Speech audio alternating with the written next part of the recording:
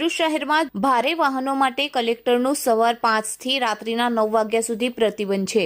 તેમ છતાંય શહેરમાંથી ભારે વાહનો પૂરપાટ ઝડપે પસાર થઈ રહ્યા છે, જેના વાહન ચાલકોમાં ભયનો માહોલ જોવા મળી રહ્યો છે। આજે શુક્રવારના રોજ બપોરના 3 થી 4ના ગાળામાં એક ડમ્પરના ચાલકે શહેરમાં પૂર ઝડપે ડમ્પર ચલાવી એક મોપેડ ચાલક મહિલાને અડફેટમાં લેતા અકસ્માત થયો હતો। જો કે સદનસીબે આ યુવતી ડમ્પરના ટાયરોમાં નહીં આવતા આબાદ બચાવ થયો હતો। જો કે અકસ્માત થયા બાદ પણ ડમ્પર ચાલક ત્યાંથી હંકારી ભાગી ગયો હતો।